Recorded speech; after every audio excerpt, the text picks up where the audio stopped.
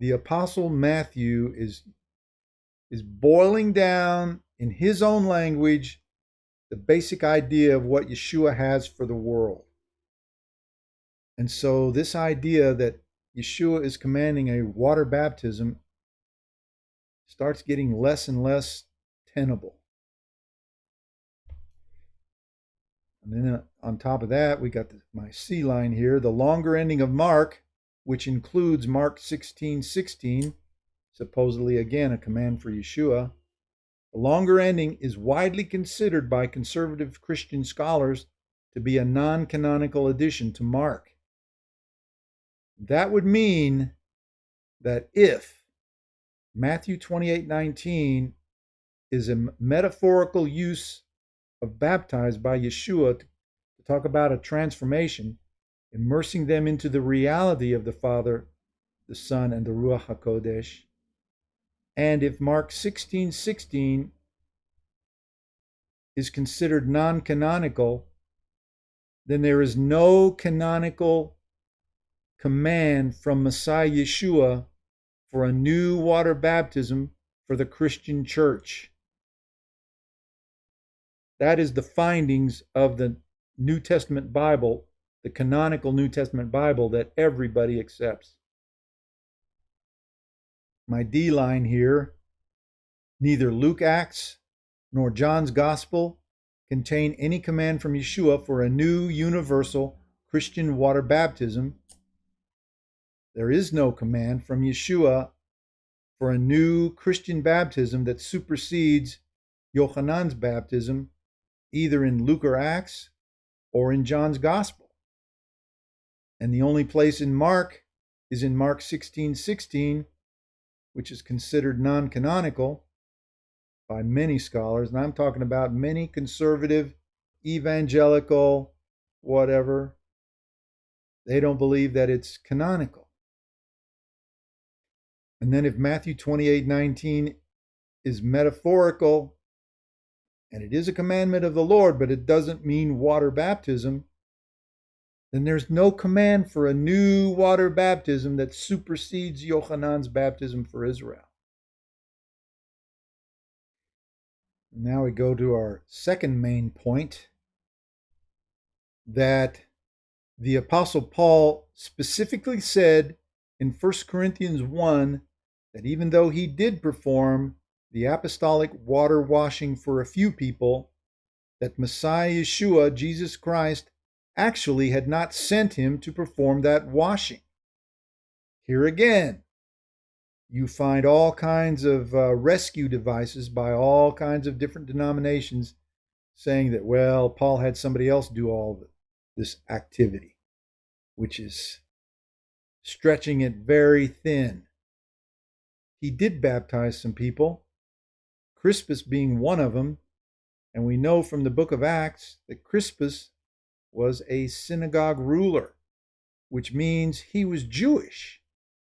Does anybody think that that could possibly impact how we understand what Paul was doing there in 1 Corinthians chapter 1? Crispus is a Latin name. Gaius, that Paul also mentioned, that's also a Latin name. Could be that Crispus and Gaius were Jewish believers, because Crispus surely was.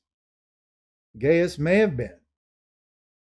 Stephanus and his house are said later in this first epistle to the Corinthians to have been the first fruits of the region in which Paul proclaimed the good news. And it was Paul's custom to go to the synagogue first. So it's possible that Stephanus and his house were also Jewish. I've never read anybody ever suggest that since 1977. I've never read it. Nobody has ever suggested that there was any importance to the possibility that these people were Jewish and that there was a reason for Jewish believers to undergo a particular apostolic water washing. In any case, the Apostle Paul said he wasn't sent to perform the washing that he did perform. So, there must be a different reason as to why the apostles practiced the apostolic washing that they did perform, that we can see in the book of Acts. So let's just go on to our third point. This may surprise some of you folks, but you read it hinted about in scholarly writings about it. They almost get to the point of actually admitting it, but they just hold back a little bit. Here's the deal. Yochanan's end-time washing baptisma was divinely planned, commanded, and executed for Israel, just as Paul proclaimed in a synagogue, as we read in Acts chapter 13, verse 24. Paul was beginning to preach about Yeshua in the synagogue, and he said, first of all, Yochanan came before him, proclaiming a baptism of repentance to all the people of Israel. It says to everybody in Israel, to all the Jewish people in Israel. So it was a commandment, even according to Paul. Yochanan's washing was for everybody in Israel. And here he is talking about this in Acts chapter 13. And this is after the great revelation in the house of Cornelius. And here's Paul announcing this in a synagogue among Jewish people in Acts chapter 13, 24. That Yochanan's baptism was for all the people of Israel. So, let's back up a little bit for all that. Go to our A line here. First of all,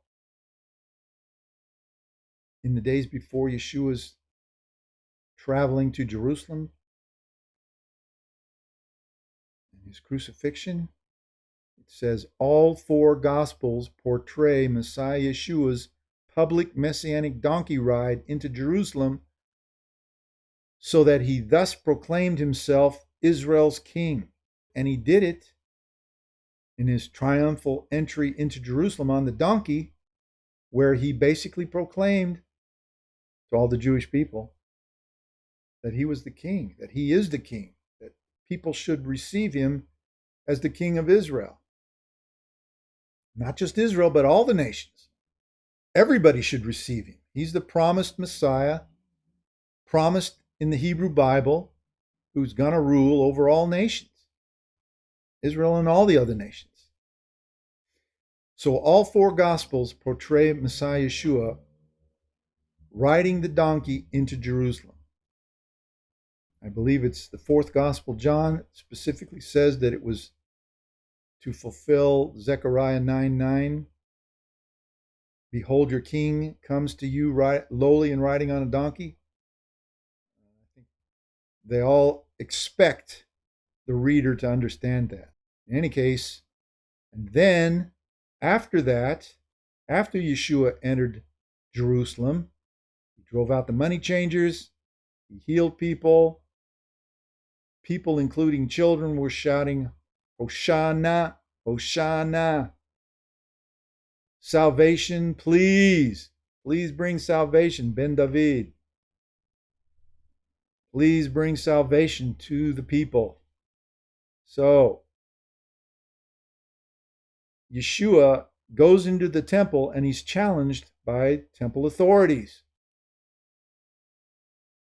By what authority do you do this? Who gave you this authority?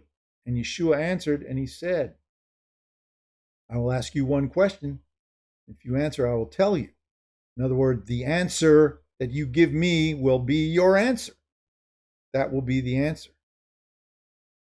In all three synoptic gospels, Yeshua publicly endorsed Yochanan's washing to the leaders of Israel in the Jerusalem temple. The question he asked was Yochanan's baptisma from heaven or from men? Answer me.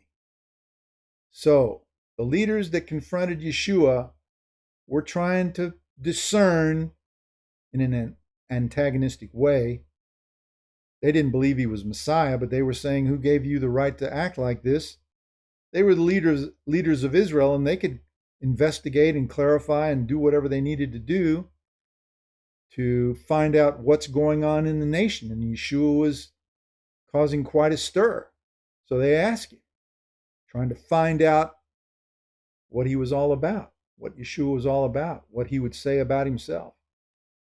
So Yeshua says, okay, you have authority to ask questions about me. What are your findings about Yochanan's end-time washing? Was Yochanan's baptisma from heaven or from men? That's the question.